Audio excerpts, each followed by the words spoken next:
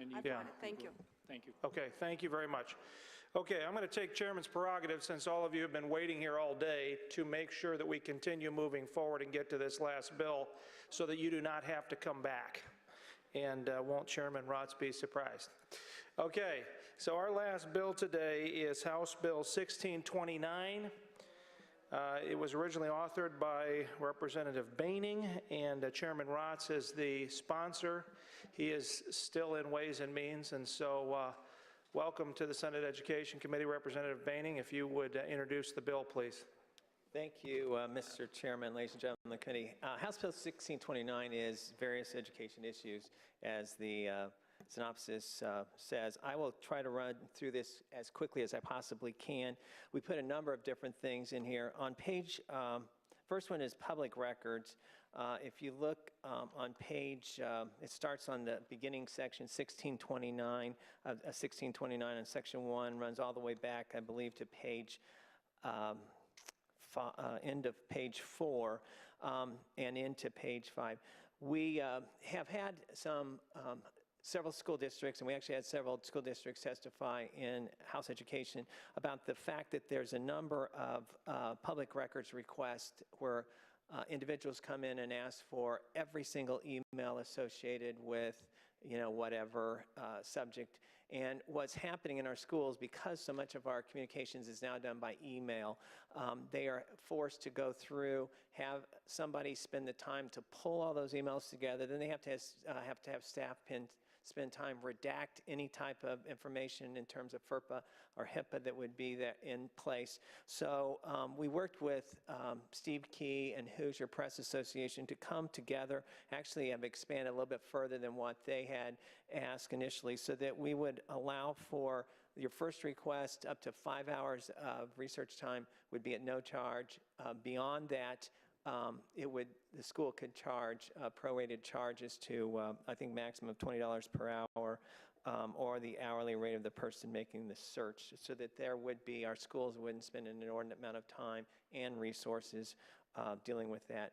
Section 2 it was an issue was brought to us where we redefined a elementary school. Currently, in current law, we currently have several pre-K through kindergarten programs. For instance, Lawrence Township has a pre-K through kindergarten school, I've been told, that really doesn't fall under the definition of elementary school. So we just redefine elementary school so that it can be, and that's on page 5, beginning on line 6, it's section 6, where it's a combination of any grade, schools that provides instruction for the following. If you look then on page, section 3, page 5, and there's also language that also tracks through with this to page 8. With the emphasis we have now on our career pathways, where we now have suggested that, well, not just suggested, made state law so that there's multiple pathways to be able to receive a diploma, one of those being a career tech pathway. What we have found, and actually had several of our CTE centers had policies that said they would not accept a charter school student or a student who was going to accredited non-public schools. So we ended up, I worked with the Indiana Association of Career Tech Administrators and put together language where it would say that our CTE centers have to allow, we're not saying they have to give it to them at no charge, but have to allow those students to enroll. They would pay whatever the prorated share was determined to be, and they would be enrolled with in alignment with the policy that was established by the school party. So that actually also tracks through to page 8, lines 30 through 37, where it says each governing body must provide equal access to students who attend a charter school, state accredited non-public school, utilizing the same admittance practice that are currently in place. So we're just making sure they have access to those CTE seats if they're available. There was a small tweak that was requested on section 4, page 7 of the bill. It was kind of an interesting thing to me that we had in state law that each school corporation may encourage the development of a community service ethic Among high school students in grades, we originally said 11 and 12. We now say grades 9 through 12 because that would be their entire high school career, so a small tweak there. Probably a bigger component of this bill is Section 5 on page 7, dealing with FAFSA, and where the students are, we have an opt-out language, but we do require schools now to assist parents to fill out FAFSA, which is part of the Department of Education. It's the free application for federal student aid. FAFSA is tied to all sorts of different benefits. Our Earn Indiana, a lot of our workforce programs, you have to fill out FAFSA because it determines, where you fall in terms of family resources. So this opens this to a number of, especially kids of poverty. I actually have some specific things on FAFSA. Education and training beyond high school is a necessity of today's economy, 21st century economy. 99% of all new jobs created since the last Great Recession have required at least some post-secondary education and training. FAFSA is second only to the high school diploma in terms of ensuring students are able to pursue post-secondary opportunities. FAFSA qualifies students for all forms of need-based and merit-based aid from the state, federal, and government, as well as higher education institutions. Without filing the FAFSA, most low-income students won't have access to training and credentials that break the cycle of poverty, help us grow our state's economy. It's important to remember that FAFSA isn't just for low-income students. Like I said, it also applies to merit students. You have to fill that out to be eligible for some of the merit scholarships. In fact, affluent school districts generally have the highest FAFSA rates, so that's how high achieving students qualify for college scholarship.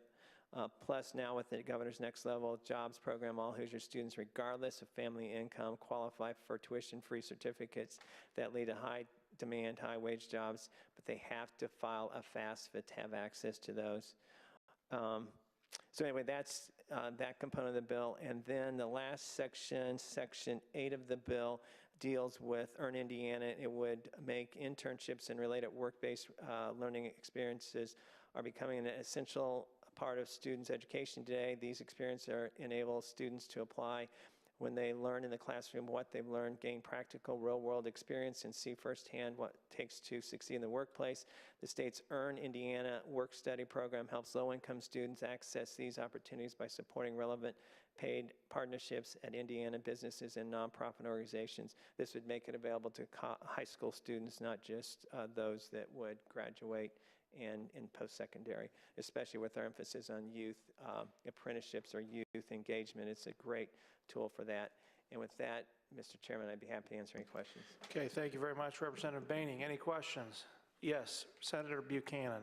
Thank you, Mr. Chairman. A question on the federal, the FAFSA.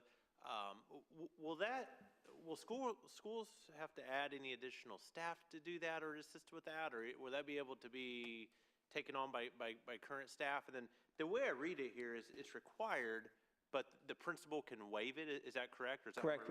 We went to opt-out language similar to what Louisiana currently, I believe, is one of the states that has this in practice and has seen a huge spike in terms of students, they have the opportunity to seek some level of post-secondary, and they didn't realize they had some of those opportunities. It would require, at this point in time, we did not hear from school districts in terms of complaint on it.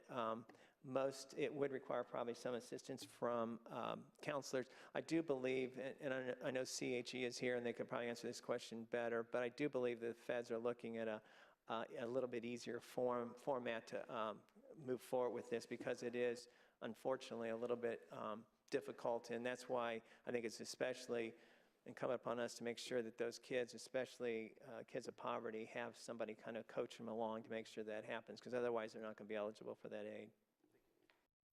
Any other questions? Senator Stoops. Thank you. The FAFSA language concerns me, as you say. It's not the easiest form to fill out. Parents typically fill out a FAFSA form, isn't that correct? Correct. Parents, it's required that parents provide the data, yes. So a counselor can't necessarily provide assistance. They can provide some assistance in kind of coaching them, but they can't fill it out for them, correct? And if the parent doesn't fill out the form exactly correctly, it can't be submitted. I don't know about the submission guidelines, but there's opt-out provisions in the bill so that if the parent, if they can't get cooperation from the parents, they can't force somebody to do something they don't want to do, so. But is this correct that they can't graduate? I was trying to find that in the bill. No, But it was it's 19 not, pages. it's not tied to graduation anymore. At one point in time, I think when the bill was introduced, I think it had a requirement that you had to fill it out to graduate, but we put opt-out language in there now, so.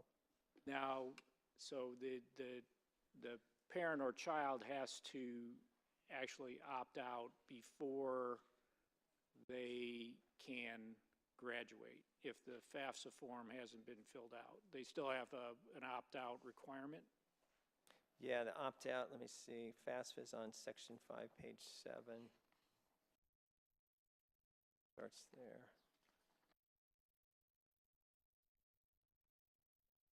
Glad you're having trouble finding it too, because I was trying to understand.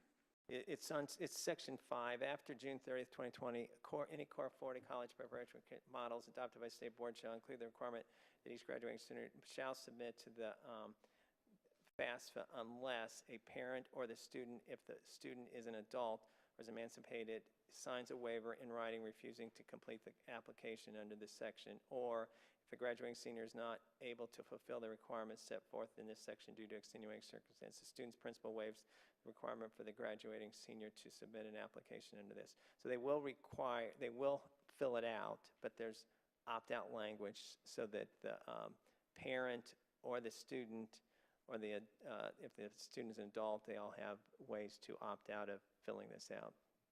Well, I mean, I think the goal is good, because I think a lot of parents don't even know it's there, for one. And so there's some type of notification that certain kids haven't filled out the FAFSA. Is that right? I don't know. Do they know? I don't know if CHE, I can't ask questions, obviously, CHE, but I don't know that a lot of that data, I think there's some language we've been moving that would require some of that to be shared back and forth with our high schools, but I'm not sure that a high school would know whether or not parents have filled out FAFSA. Okay, so I guess my concern, and I'm just wondering if you would be interested in removing that opt-out language, because what would happen is you'd create a bunch of hurdles and extra, basically follow-up and logistics for, one, making sure that all the kids who are graduating have either filled out, their parents have filled out the FAFSA, or they have notified the school. I'm assuming they would have to give them some printed out receipt. I just can't imagine a lot of parents, or there would be a whole section of parents that can't figure it out, for one. Well, that's one reason why. Or don't have the correct information to fill out. They don't have the tax return information, or they've got, something like that. And then you're putting the school administration in the position of, okay, well, this kid can't graduate till he's got his FAFSA form, then the principal's got to go and waive it. So the principal would have this list of students who don't have their FAFSA form, and then he would just do, basically, because of the workload, they would just waive them all. So Well, why even bother? Why not just say, we really want all the parents to fill out the FAFSA form? well, I mean, obviously we want parents to do it, but I think sometimes it's, as you said, frankly, I'm sure there's parents who may not file tax returns on a regular basis, and those, so I think you have to give opt-out options, which is what we're trying to do. I mean, obviously, item 2, if a graduating senior is not able to fulfill the requirements set forth in this section due to extenuating circumstances, and what is an extenuating circumstance? If they couldn't get parents to come to the table, the student's principal waives the requirement for graduating senior. I think you have to give some sort of waive opt-out. We actually, when the bill was introduced, it had no opt-out option, and it was, you're basically telling a student that's completed all the academic requirements but can't get their parent to fill out a form, that they can't get a diploma, and that's really not the intent. The intent is to try to make sure that these students have the world post-secondary opportunities open to them because they've filled out the FAFSA, which would make them eligible for those things. I think it would be great, and I understand it's a stick, I think is what you're looking for. It's just a stick to make sure that somebody attempts it. But I guess I'll wait for testimony to hear from school administrators whether that's another chore that. And I'm sure they would tell you that it is another chore, but it also is, I think, part of our responsibility in terms of developing. If you look at K-12 and you believe the responsibility of K-12 is to help set kids up to be successful in either post-secondary life, this is a opportunity that if you don't have FAFSA, they're not going to have eligibility to a lot of the state aid, any federal aid. I mean, it's just an absolute opportunity that we're passing by, and that's the goal. And I think it really, as I said with the data, it's clear that more affluent communities don't miss this opportunity. It happens to be kids of poverty that get left behind, unfortunately. Thank you. Any other question? Yes, Senator Sparks. Just quickly, so the notice is similar to other one. They will inform parents, send a notice if you want to opt out, or how this would work, because maybe some kids or parents not even planning to apply to financial aid. Not everyone is planning to apply of it. So is the notice works like typical notice? You just send the parents, here is a form if you want to opt out, or how does it work in this situation?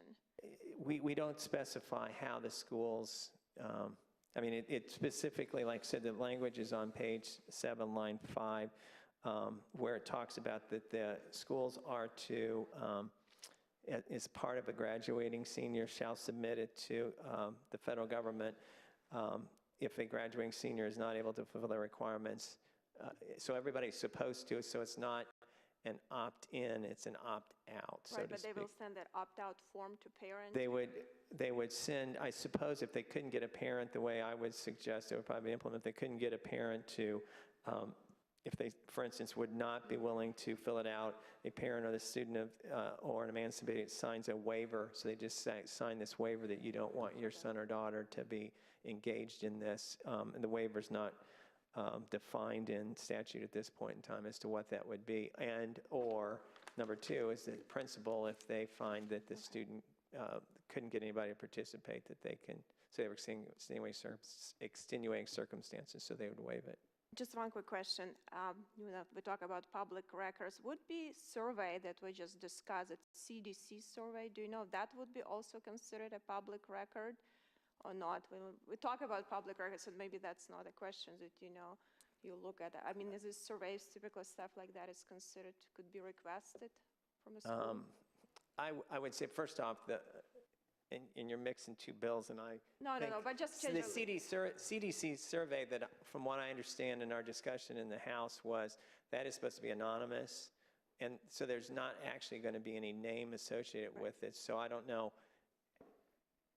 I suppose it could be a public record, yes, because it is available in the public sphere, but you couldn't ask for my, any relationship with me or whatever. I suppose you could ask for an aggregate, but I don't know what kind of protections are provided on that. That's okay. But this just actually limits the amount of research and the amount of time that schools are going to have to spend on public records requests. Okay, no, thank you. Okay, any other questions from the committee members? Okay, thank you. We've got some folks here to testify. First up is Jason Bierce.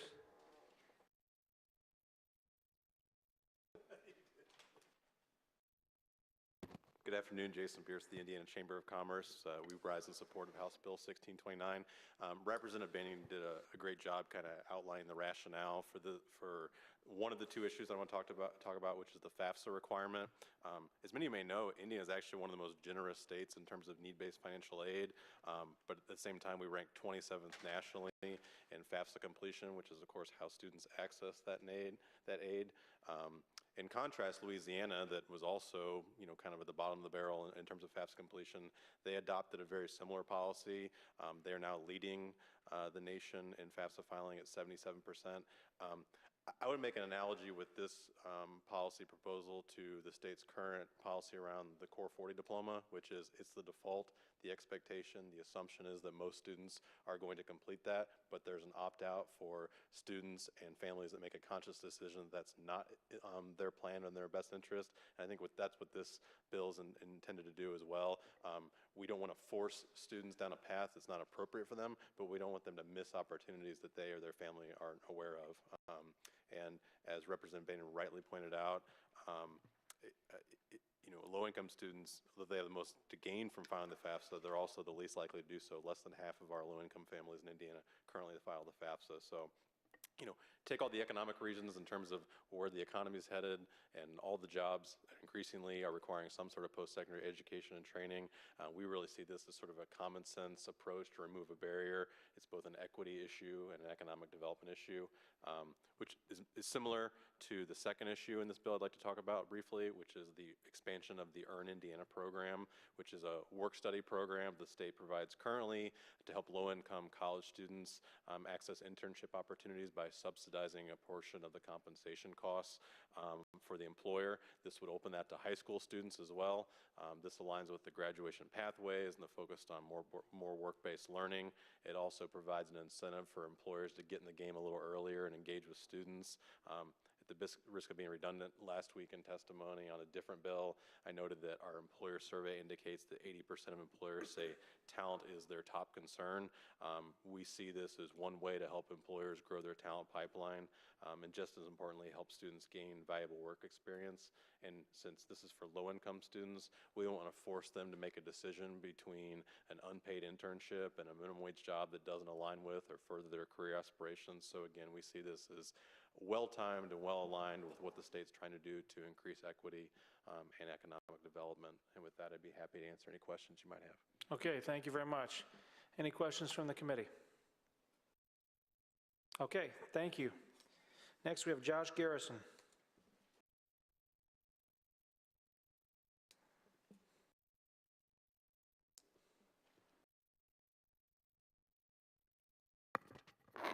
Thank you, Mr. Chairman, members of the committee. My name is Josh Garrison with the Commission for Higher Education, and the Commission rises in support of the FAFSA requirement within 1629. I'm only going to speak to that. Instead of providing you with the full testimony, I know we're going late, I'm going to try to answer the specific questions that were asked earlier about the FAFSA. With regards to whether or not the FAFSA can be submitted without a parent, for the FAFSA to be fully completed, meaning that for us to be able to provide you aid, yes, you will need the parent information unless the student is considered independent from the parent.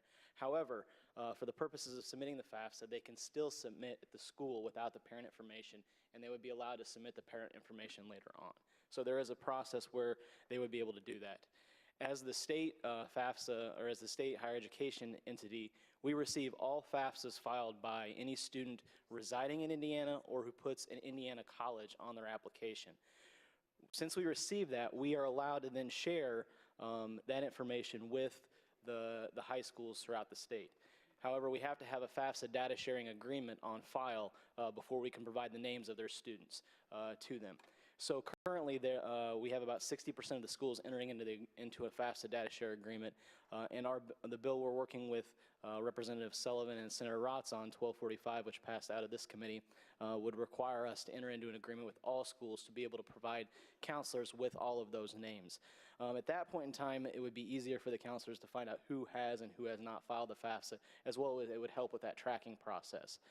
For a waiver, I know the bill is not specific, and I think what we would do is we would work with the Department of Education to make sure that all waiver options are possible, meaning that you could do something on paper or even through our Scholar Track system, making it available to do that online so the families would not have to go through the mailing process or print something out and actually fill it out.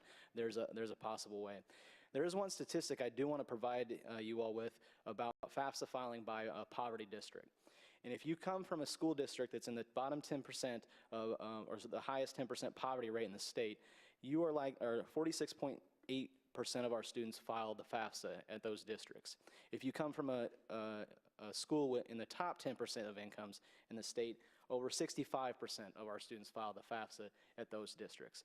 It's an almost 18% percentage point difference between the two, and it's third in the nation in terms of disparity of high-income districts versus low-income districts filing the FAFSA. In our low-income districts, the bottom 10% again, are sixth in the nation in terms of, from the bottom, FAFSA filing rate. So this bill would help address that and will help our students access the aid that was mentioned earlier. From 2016, of those students who graduated in 2016 who were on free and reduced lunch, only 40% of them went on to some sort of formal post-secondary education. So the rest left high school and went on without some sort of pathway to a meaningful career. And with that, I'll answer any questions. Thank you very much. Any questions? Yes, Senator Stoops. Do any of those states that have improved their FAFSA applications provide funding for, say, additional counselors that can help parents or the student to fill out the form? I am unaware of any state that provides additional aid to help with the counselors filling out the form. Louisiana, I do not believe, did that at that point in time for that. We do have numerous organizations throughout the state that do help fill out the FAFSA. Organizations like Invested, the commission holds many events. We have College Goal Sunday, which all of the state and private institutions help out with that as well. So there are many organizations that would stand at the ready to help our counselors fill out the FAFSA with their students. So if a counselor said, okay, FAFSA is due by February, something? April 15th is our FAFSA deadline for the state deadline. The federal deadline goes into the following year. There's second semester. The yes. counselors provide to every student that's in Core 40 some information about where to apply for a FAFSA. Yeah. Maybe some helpful organizations.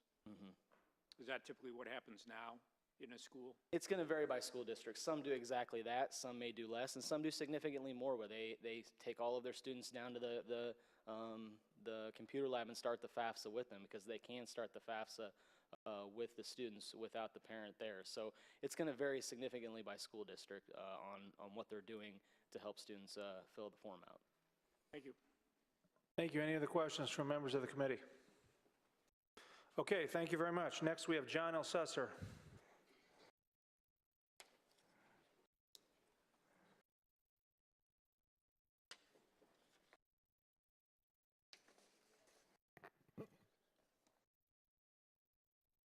A little stiff getting up. I'm sure you are too. Been sitting for a while. Good afternoon, Mr. Chairman, members of the committee. John Elsesser, Executive Director of the Indiana Non-Public Education Association. And we'd like to speak in support of one particular aspect of House Bill 1629. It can be found in Section 7 on page 8 and deals with the equal access to CTE Center programming that Representative Boehning alluded to in his introduction. And we greatly appreciate Representative Boehning addressing this issue in the bill. As we know, with the governor's focus on workforce development combined with the implementation of new graduation pathways, all schools are attempting to provide a variety of post-secondary readiness options for their students. This includes options like CTE concentrators and state and industry certifications and credentials, which are most readily available through CTE centers. So access to these options have become increasingly important to all schools, including non-pubs, charters, and many small and rural public schools as well. In surveying my membership, only about a quarter of the respondents had access to CTE center programming. We found, even as Representative Boehning alluded to, we found that a few CET center boards had voted not to accept non-public school students. With graduation requirements applying to all schools, it seems that access to graduation options should be accessible to all schools as well. The language proposed in this section was amended, as Representative Boehning said, by input from the CTE center directors, and we're supportive of those changes. This language, if passed, is an important first step to equitable access, but there are other obstacles. Capacity is one, and that's a big one. Cost and transportation are others. My colleague, who I see he left, Chris Lagoni from the Small and Rural Schools, has suggested opening summer CTE offerings, which would increase capacity, but more importantly, it would address some other major issues, like loss of instructional time when traveling back and forth, and the difficulty of scheduling students out of the building for the home school. And finally, I'd like to suggest one language change as it deals with cost. Currently, where there is non-public school access, About half of the students pay tuition and fees, and the other half do not. At least they don't pay the tuition. And we assume that's because those students are dual enrolled with the school corporation, and the school corporation receives partial ADM funding as well as additional CTE funding. And we're afraid that the current language might discourage that option. So we would propose that the section reads, if the charter school, state accredited non-public school student or school corporation, if dual enrolled, would provide the governing body those funds. Please note that's not a requirement. It simply maintains a current option that's available in current practice. With that said, we'd be happy to answer any questions. Thank you. Any questions from the committee? Okay, thank you, Mr. Assessor. Next, we have Luke McNamee.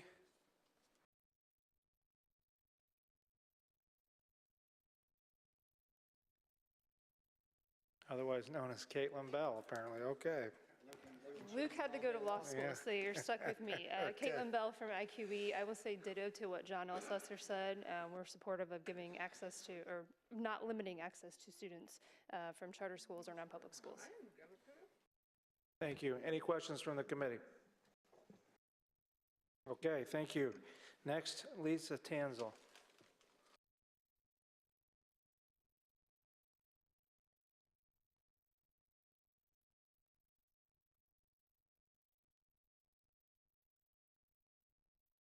Thank you, Mr. Chairman, members of the committee. Lisa Tansel, General Counsel with the Indiana School Boards Association. We rise in support of 1629. We thank Representative Boehning for his efforts on this bill, and in particular, we appreciate the opportunity to have the ability to charge a search fee in certain cases. As Representative Boehning mentioned earlier, I am aware of one school corporation where a patron's request generated 10,000 emails that the school corporation had to go through in order to meet the patron's request. So we certainly do appreciate the search fee opportunity. Section 6 of the bill is something that Representative Boehning did not mention, but I assume it is still part of the bill, at least the copy that I have in front of me. And it refers to students who are suspended from school being required to complete all assignments. And so certainly from the School Boards Association's perspective, we certainly have no objection to the school corporation giving the work to the students and giving them the opportunity to complete the work that was missed during a period of suspension. But the language that concerns us is the one that says the student is required to complete all assignments during the period of suspension. That may in fact prove to be a very difficult task for school administrators. So we would ask for some consideration and modification of that language. Those are my comments. Okay, thank you. Any questions from the committee? Okay, thank you very much. Next, we have Dr. Scott Wyndham.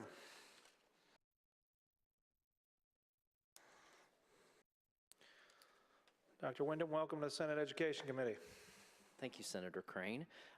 As he said, my name is Scott Wyndham. I'm Assistant Superintendent for Avon Community Schools.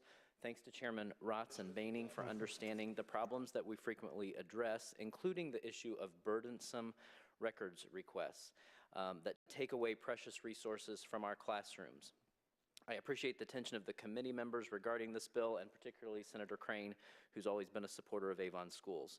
I'm here to support the provision of this bill that limits frivolous records requests that divert our focus on meeting the needs of our students. In Avon, we've dealt with such requests that can only be described as fishing expeditions. The first request I'll highlight for you took conservatively, on a conservative estimate, about 20 hours of our superintendent's time to review all content before turning over the emails. They needed to be reviewed and redacted to ensure that no students' names were included. There was also additional time from our secretarial and technology staff who were involved in processing this request. Once we submitted the requested records, there were 3 subsequent, very detailed requests that took an additional 10 to 15 hours each for our superintendent. The requester would come pick up the records and at the same time deliver his next broad request. So the time spent by our superintendent was significant, but we also needed legal review so we understood what was protected and what could be released. This required additional funds that would have been better spent in our classrooms. We sought advice from the public access counselor who advised the requester to focus the request to 6 months, specific communications with keywords, but even with those restrictions, the multiple requests generated significant email records and there was no way to simply turn them over and be responsible. Every email needed to be printed and reviewed. Because of the significant time and resource requirements of these requests, we support the provision allowing schools to supplement the search costs associated with these requests, and we thank you for your consideration of that provision of the bill. Thank you, Dr. Wyndham. Any questions from the committee? Okay, thank you very much for being here. Next, we have Stephen Key.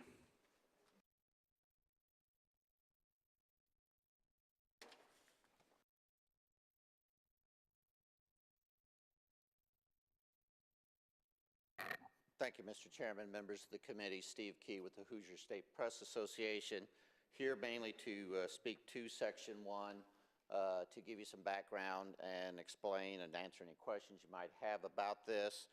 The concern that was raised in the original bill was the resources involved for school districts to deal with voluminous records requests. The original language would have declared emails basically not subject to the Access to Public Records Act. This was a position that was unacceptable from our standpoint, just making records confidential, not based on their content, but based on just the form that they're in. We did work with some of the advocates for the education community, and the language you have is the attempt now to try to address those voluminous records requests. This tracks language that was created between the Hoosier State Press Association and Speaker of the House, Brian Bosma, a few years ago, trying to address the same issue, not just for school districts, but for all government entities. That language was negotiated and worked out between us and the Speaker. It involved taking bits of the Federal Freedom of Information Act, bits of access laws from several other states, and we were all in agreement that we felt there was a good balance between trying to help with the voluminous requests, but also not trying to chill the public's ability to ask for information. I don't like the characterization that public records requests are frivolous or burdensome. I like to think that it's the public having an interest in knowing what their government units are doing. This does track that language, but it is actually a little bit more limited than what the legislature passed in what we worked in before, both in 2016 and 2017. Both of those bills were passed by the House, the Senate. You do need to know that in both those cases, the bills were vetoed by the governor at that time, first by Governor Pence, second by Governor Holcomb, who considered that language as a burden. I think the attempt here is to put this language together kind of as a trial or pilot project. It's limited to school districts. It also has a greater window before the search fee kicks in. One thing I do want to clarify, and I want to make sure you understand, that the fee here is charged for the searching of the records. It specifically doesn't include time involved in redacting or reviewing the records for whether or not they're going to be disclosed. So that is something you need to be clear on. But we do believe, and Hoosier State Press Association does not have any objection to this, the language that's in here. In fact, we even have a tweak, I think, that we may offer before you amend it to improve it. But be glad to answer any questions you might have on this Section 1. Thank you. Any questions from the committee? Okay, thank you very much. Next, we have Sally Sloan.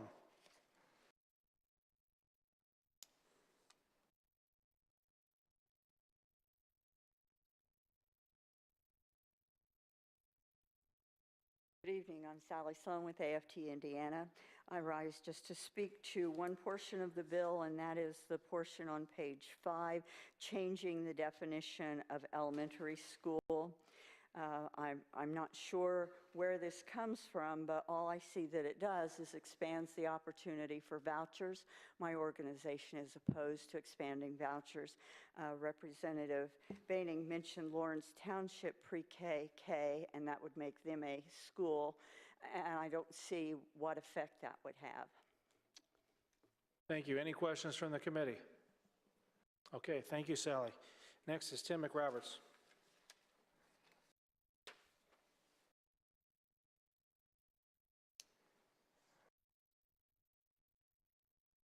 Senator Crane, Tim McRoberts, the Associate Executive Director for the Indiana Association of School Principals. I do want to make 3 comments in regard to 1629.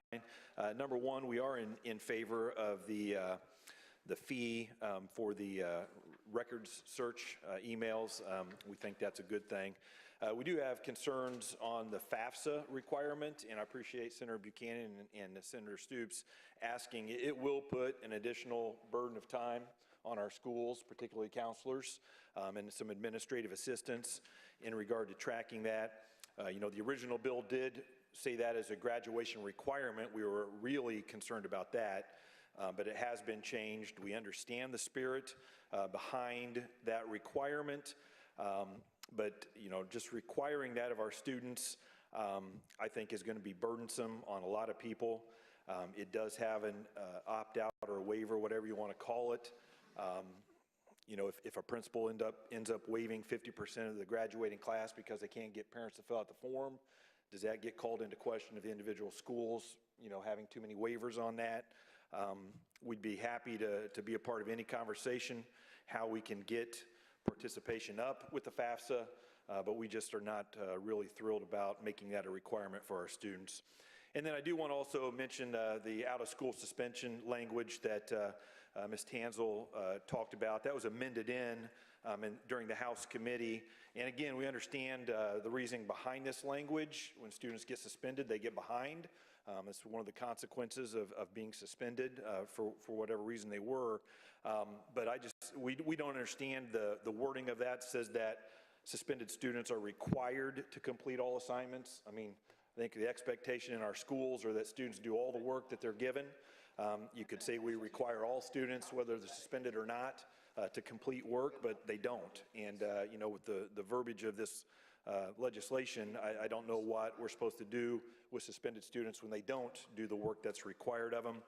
I do think in conversations with colleagues, most schools allow these students already to make up work while they're suspended so that they don't get further behind and we can keep graduations rate up where we want them. So we have those concerns, and that's all I have to say. Thank you. Thank you. Any questions from the committee? Yes, Senator Stoops. Thanks.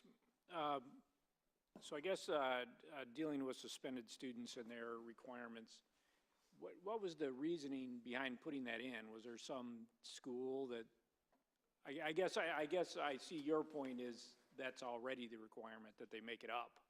But was there some reason for including that language in the bill on the House side? I have no idea.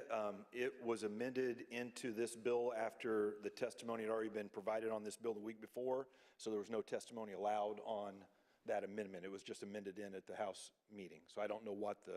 It just sounds like somebody knew of an example where... I think the concern is students, you know, that get suspended have a greater tendency to fall behind and not graduate, and we understand that. But again, with that wording of it saying it's required to be made up, what if they don't? Right. Now, regarding the FAFSA waiver, and this is, I guess, how I see it, like you get a group of students who hadn't submitted their FAFSA, and the principal would be in the position of, okay, well, I've got to, if I don't waive them, they're not going to graduate. So then you get a list. And then so I guess I'm not sure what this bill would require of you, and even if it's necessary, because if you're just doing a mass waiver, then it doesn't seem like it would have the effect yes, that I agree. the author's looking for. So I guess I'm looking for some way to fix that language so it's more functional. Yeah, we'd be glad to be part of the conversation. Okay, Senator Leising?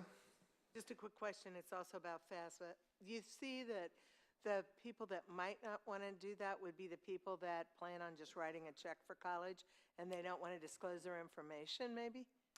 I know that... I mean, there are people like that, I guess, Yeah. you know, not necessarily in my world that I live in, but. Right. No, I mean, I've heard parents say that they know they don't want to share information, yeah, right? they can't qualify, so they don't fill out the FAFSA. Why should they go through the paperwork? On the other hand, I have people that I just talked to a young girl's family who, I'm sure she qualified for the Frank O'Bannon grant. And, you know, I tried to explain to them that they have to fill out that FAFSA application. I hope that they did, but, you know, you can't get it if you don't.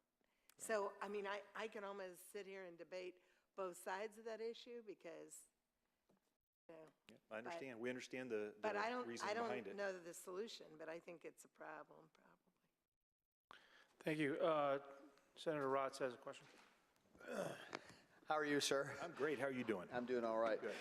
We passed a bill out of here actually yesterday off the floor, House Bill 1245, that required the Commission on Higher Ed to share FAFSA information with the school districts to eliminate some of that burden of the issue. And so just a question to you, now knowing that, how much would that ease the burden for the school districts? Well, I mean, you're saying we would get the information of who has submitted. Yeah, I understand that. We would know then, you know, who we're working with in terms of trying to get it figured out. But I mean, I think Mr. Garrison said the deadline was April the 15th or whatever. You know, at that point, there's nothing the schools could do about it if they just get that information and said these 20 students didn't do it, you know, so now what do we do? I mean, so. Understand. Yeah. Thank you.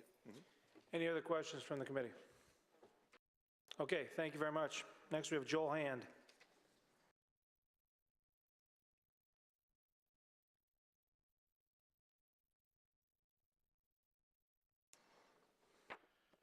Thank you, Mr. Chairman, members of the committee. Joel Hand with the Indiana Coalition for Public Education.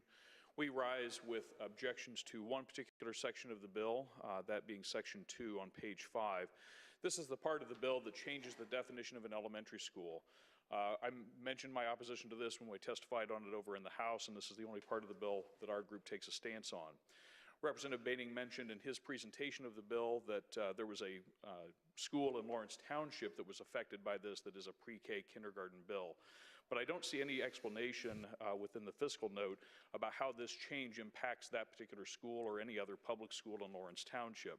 What I do see in the fiscal note is that this would create a significant expansion of our choice program, our voucher program. This would open up the potential, an exponential increase in our voucher program for those schools that only offer kindergarten on a private basis to then qualify for vouchers. So if a school currently offers pre-K programs, kindergarten programs, but doesn't offer grades 1 through whatever, they would not currently qualify to receive choice voucher money. But by changing this definition, it would open up those schools to accept choice dollars or voucher dollars. So for example, we have proprietary for-profit schools, huge numbers of these schools that would then qualify potentially to accept voucher dollars. These are the Primroses, the Goddards, the Play Schools, the KinderCares, endless numbers of church-based schools and other private schools that have only pre-K, preschool programs and then offer kindergarten. In Hamilton County alone, where I live, it would more than triple the number of private schools who would be eligible to accept vouchers.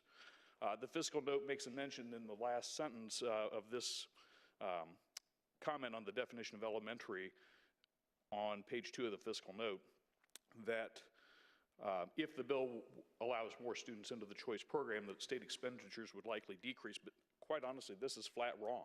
With all due respect to LSA, these are students that would have never been counted within the ADM. So they would have never been previously eligible for public school dollars. If they were not eligible for public school dollars, they're not kids that would have counted towards our state tuition support. So this is nothing but a dramatic increase in our voucher program. So for those reasons, we stand in opposition. We would ask that Section 2 be removed. In lieu of that, we think that there's a way, if there is something about the Lawrence Township school issue that is creating a problem for them, we'd be more than happy to work on an amendment that tailors that change just to public schools. And I would welcome any questions. Thank you. Any questions from the committee? Okay, thank you very much. Zachary Bale.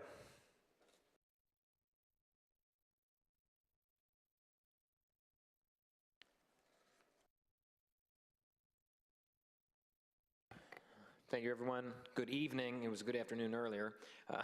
Appreciate the opportunity and the attention today. My name is Zachary Balin. I rise today in opposition to the search fee language found in House Bill 1629. I strongly urge the members of this committee to put forth an amendment striking this onerous and unnecessary section from the bill. Contrary to the view schools may have, the taxpayers of Indiana have already invested in this data to be created, stored, archived, and retrieved. Charging for its acquisition through a public records request taxes Hoosiers again for the same information they've already prepaid for. As a state, we should be working on ways to incentivize proactive transparency, coaching the public with their records requests, and taking the conservative approach of utilizing the existing tools in the statute to solve our problems. I serve as the current president of the all-volunteer Indiana Coalition for Open Government, a statewide nonprofit organization whose mission is to educate and advocate for an open, accessible, and accountable government in the state of Indiana. Every year we work with individuals, organizations, and government agencies. Each interprets and executes the Access to Public Records Act differently. For this, I'm thankful we have the Public Access Counselor's Office in our great state. For 11 years, I served as the system administrator for the West Lafayette Community School Corporation. I'm intimately familiar with the IT infrastructure, staff and professional development, and how school administrators fulfill or attempt to not fulfill public records requests. Hoosiers should not be at the financial mercy of slow computer equipment, inadequate staff training, faulty database structure, poor search techniques, or myopic data preparation. The term good faith is included in this bill. However, anyone close to the issue of open government knows that good faith is sadly rarely part of the process. The argument we've consistently heard about search fees is that schools face burdensome and voluminous requests, making staff expend time on accomplishing their routine civic duties and obligations outlined in APRA. The perceived fulfillment issue can be solved through exercising the current APRA statute. Instead of carving out search fee language for schools, the Access to Public Records Act states that a requester must identify with reasonable particularity the record being requested. The any and all request example given earlier does not fit this criteria.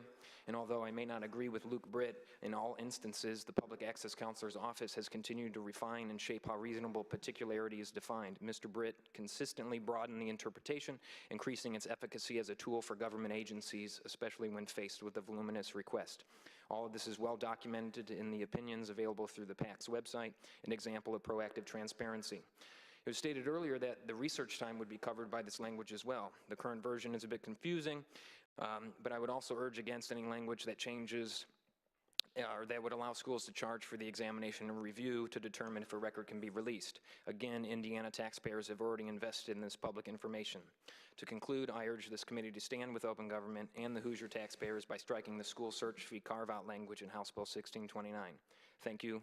I'm happy to answer any questions. Thank you very much. Any questions from the committee? Okay, thank you. Thanks for being here. And last, we have Ronnie Embry.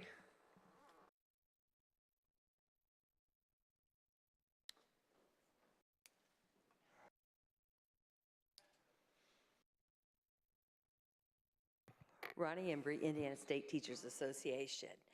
House Bill 1629 has improved, and we appreciate that Representative Boehning has worked with us and is still working with us on it.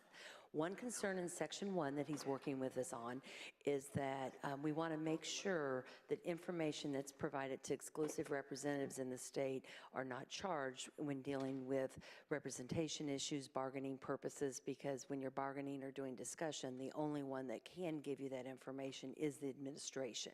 So Representative Boehning is working on with us to clean that up.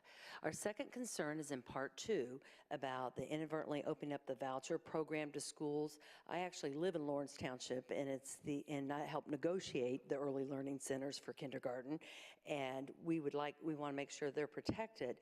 But under Indiana Code 2051-1, 4.7, the voucher law, an eligible school is defined in part as non-public elementary or high school that requires a student to pay tuition or transfer to attend. So we think that this piece would open it up, as Mr. Han has already testified, to, for example, like my church, where we take children in from zero for childcare, and we do provide kindergarten there. So that is a concern. Section 5 of the bill, that would require, on the FAFSA, there's been a lot of discussion. We certainly appreciate we're trying to encompass more low-income students. However, we would like to see that the language was put in House Bill 1245, also inserted in this bill, so that the commission would provide the language, or provide who has applied and who has not for FAFSA. We think that would help with some of the burden brought upon the schools with the financial aid piece.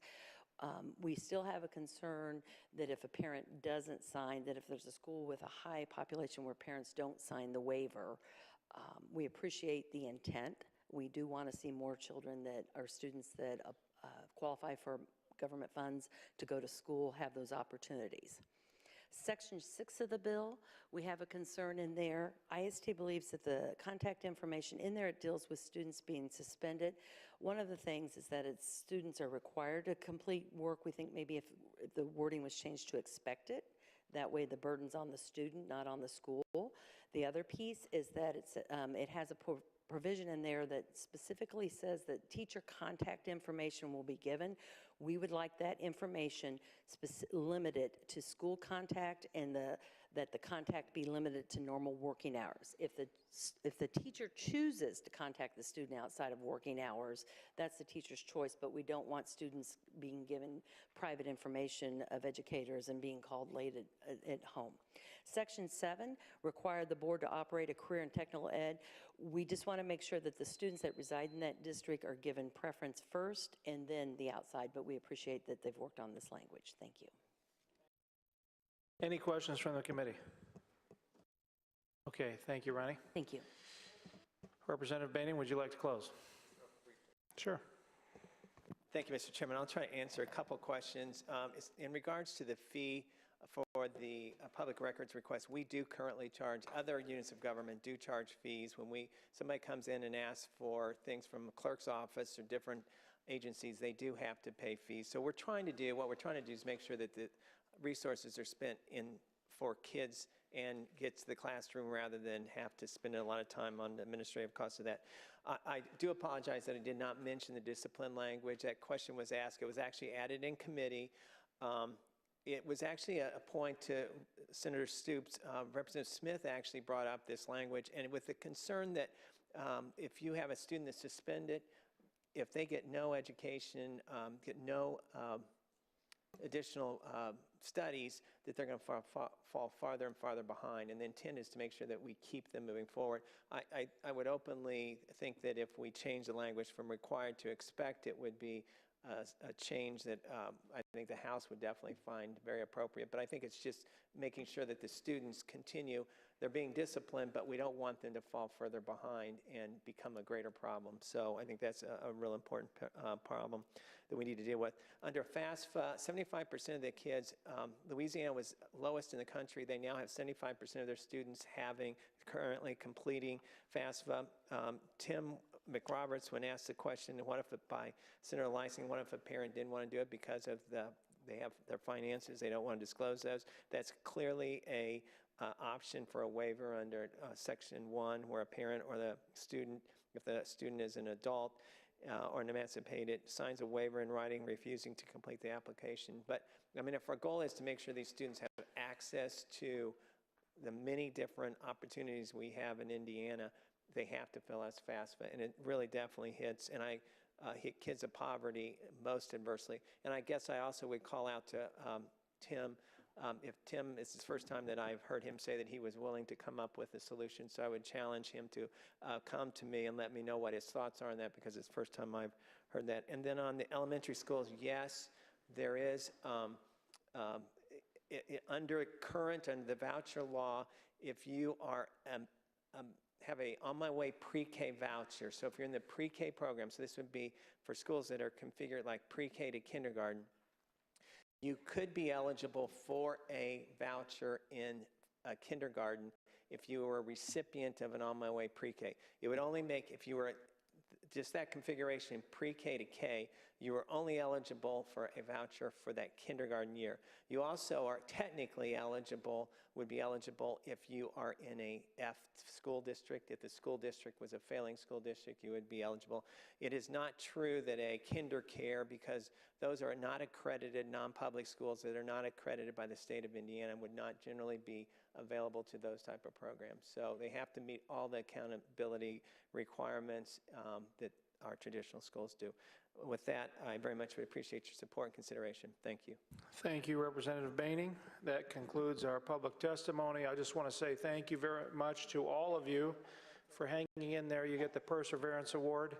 Our next committee hearing is set for next Wednesday, March the 27th at 1:30.